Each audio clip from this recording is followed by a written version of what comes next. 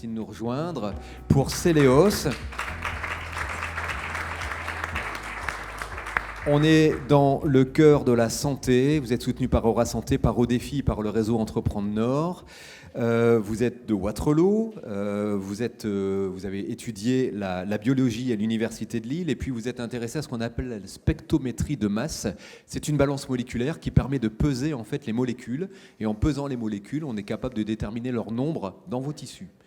Sur la peau, je ne suis pas spécialiste, vous allez nous raconter ça, mais c'est une méthode tout à fait innovante de diagnostic moléculaire pour mesurer l'ensemble de ces molécules sur des tissus et donc de savoir si, en temps réel, pendant une opération contre une tumeur cancéreuse, le chirurgien a bien tout retiré ou pas. Je le dis avec des mots très vulgarisés, mais c'est beaucoup moins simpliste que cela, bien évidemment. C'est un véritable projet d'entreprise. Philippe, vous avez 7 minutes, vous êtes 2, vous êtes à Aura Santé, et essayer de transformer une technologie en dispositif médical, c'est une première. À vous la parole.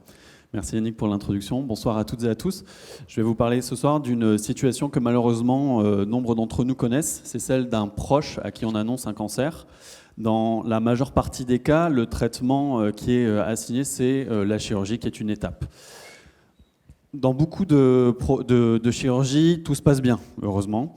Mais dans un cas sur 5, la tumeur n'est pas enlevée complètement. Et on doit reprogrammer une chirurgie, reprogrammer des lignes de chimiothérapie. Cette situation est apprise au bout de 3 semaines, qui est le temps nécessaire pour poser le diagnostic final. 3 semaines, ce qui est un temps d'angoisse pour les patients. C'est pourquoi Céléos conçoit un dispositif médical de guidage de la chirurgie en identifiant les cellules tumorales pour permettre leur retrait total dès la première chirurgie. La situation actuelle, c'est que le chirurgien, dans le cadre de sa pratique, utilise ses yeux et ses mains pour savoir si des structures sont normales ou pas.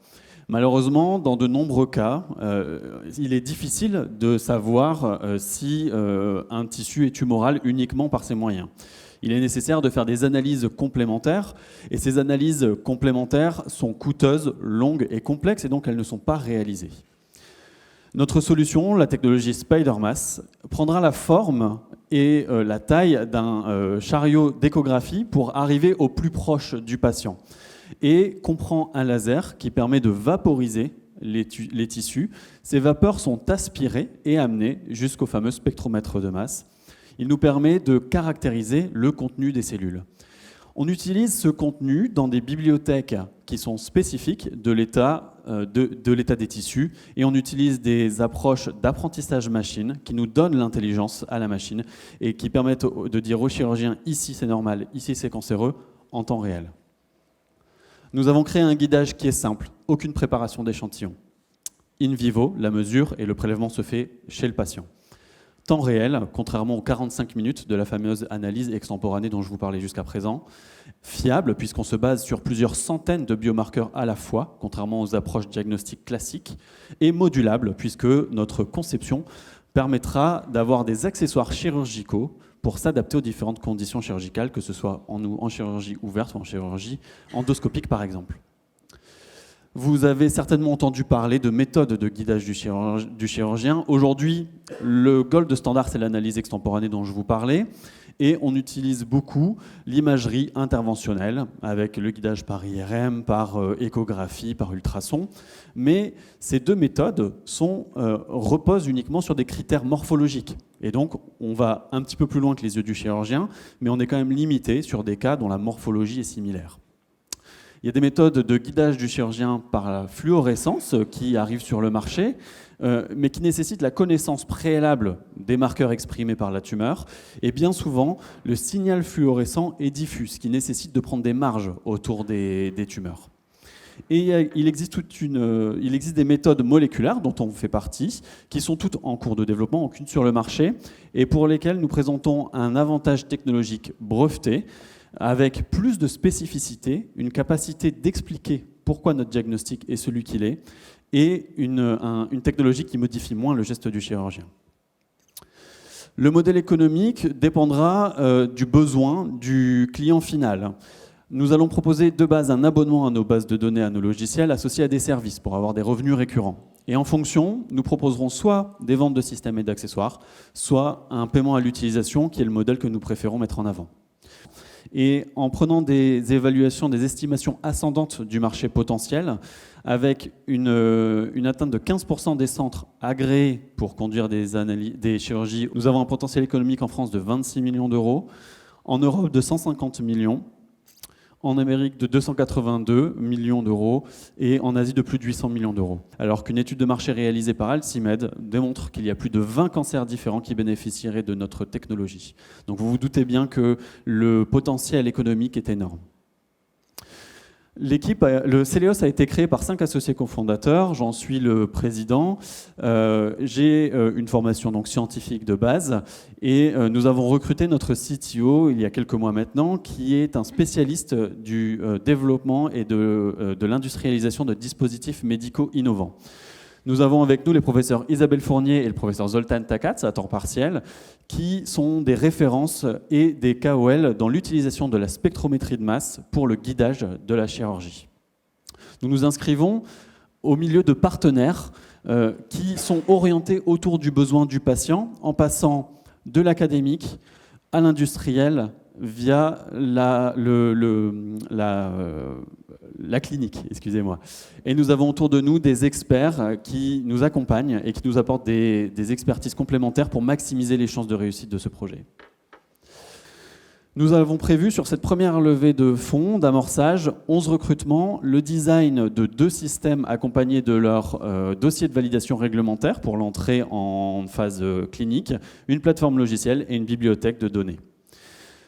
Notre besoin total est prévu de 4,2 millions d'euros jusqu'en 2025 et je suis aujourd'hui face à vous pour notre levée de fonds qui est de 2 150 000 euros, dont 900 000 euros que nous recherchons en equity. Nous avons entamé notre roadshow et des discussions avec différents acteurs régionaux et nationaux. La liste n'est pas exhaustive, bien entendu. Nous avons une proposition financière en cours de validation auprès du Centre Oscar Lambret qui souhaite entrer au capital de Celeos. C'est une grande première pour eux et c'est un signe fort que des cliniciens trouvent un intérêt dans notre proposition de valeur. Nous avons été labellisés French Tech Seed et nous avons un prêt d'amorçage BPI, 200 000 euros. Donc si le traitement du cancer et l'amélioration du soin du cancer est un sujet sur lequel vous êtes sujet sensible et que vous souhaitez assurer aux patients que leur cancer ne revienne pas, vous pouvez prendre en photo ce QR code et vous m'ajouter à vos contacts ou venir me voir dans le cadre du networking. Je serai ravi de répondre à vos questions. Merci.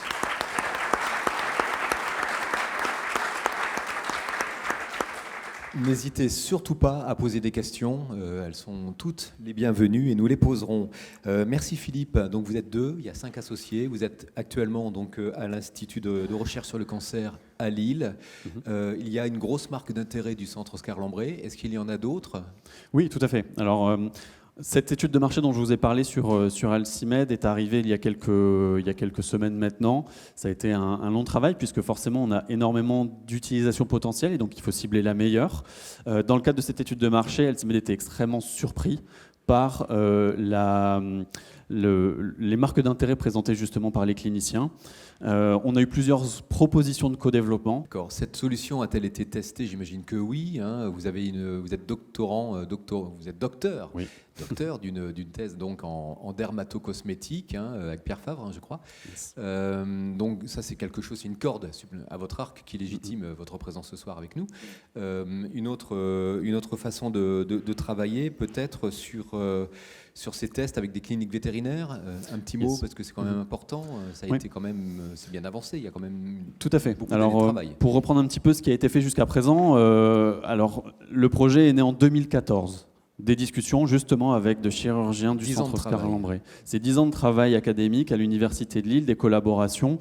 Donc il y a eu beaucoup de publications qui ont été faites sur la caractérisation de différents cancers, sur le couplage de notre technologie à des bras robotisés pour prévoir le couplage aux robots chirurgicaux, sur l'imagerie topographique pour aller reconstruire des images sur des surfaces.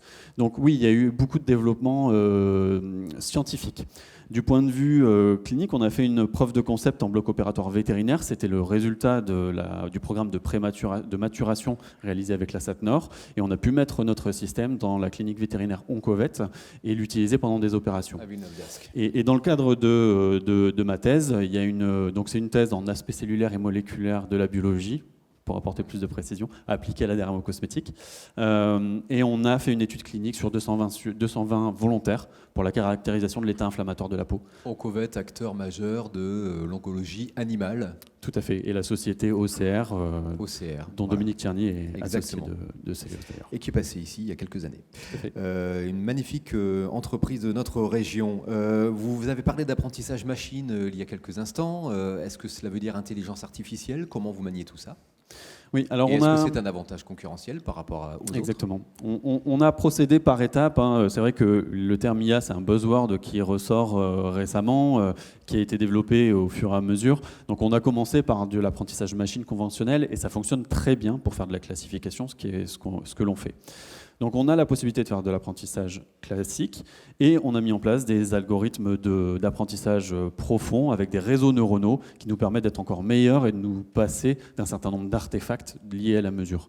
Et ce sur quoi on veut vraiment travailler, c'est de rendre notre intelligence artificielle complètement explicable pour pouvoir dire au chirurgien ici c'est cancéreux parce qu'on a détecté telle molécule. Et ça, c'est quelque chose qui n'est pas faisable par les autres méthodes typiquement moléculaires qui ne vont pas jusqu'au détail de la molécule. Vous avez cité tout à l'heure en préparant la petite goutte d'eau qu'on met sur le tissu. Oui.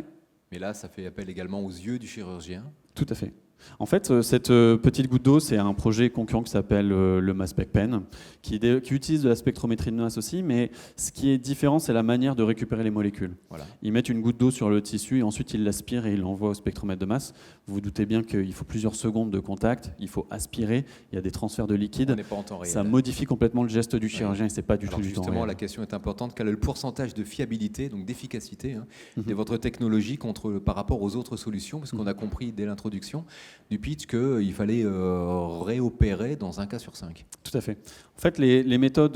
donc, il y a un seuil critique en médecine, c'est le seuil des 5% d'erreur. Donc, tous les tests statistiques sont faits aussi dans cette direction-là.